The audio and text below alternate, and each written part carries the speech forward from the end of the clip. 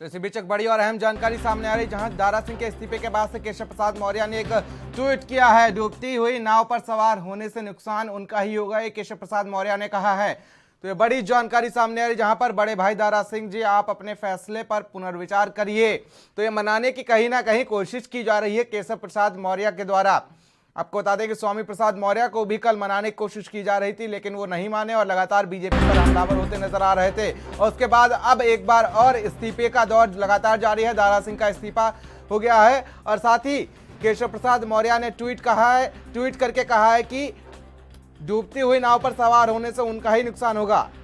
इसी पर हमारे साथ और चर्चा करने के लिए हमारे राजनीतिक एक्सपर्ट हमारे साथ चंद्रशेखर त्रिशूल जी जुड़ चुके हैं। चंद्रशेखर जी, जिस तरीके से कल भी स्वामी प्रसाद मौर्य को मनाने की कोशिश की जा रही थी और वो नहीं माने, आज फिर से दारा सिंह को मनाने के लिए ट्वीट किया गया है केशव प्रसाद मौर्य के द्वारा।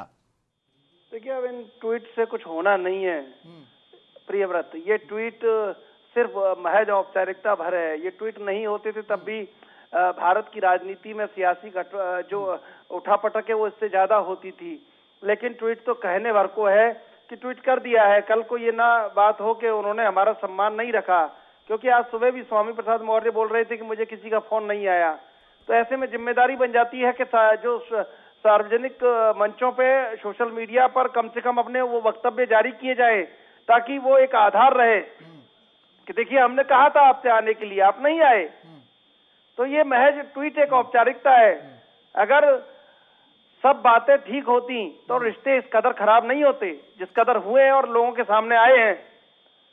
इस तरह जूतम पेजार नहीं होती जिस तरह हुई है। चंद्रशेखर त्रिशूल जी, आपका बहुत बहुत शुक्रिया हमारे साथ जुड़ने के लिए। तो एक बार फिर से एक और इस्तीफे के बाद से केशव प्रसाद मौर्य का ट्वीट सामने आया है।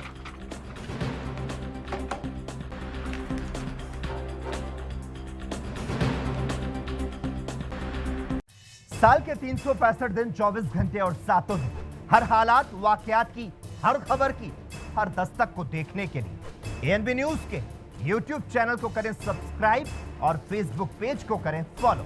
उठाइए रिमोट और जुड़िए एएनबी न्यूज के साथ।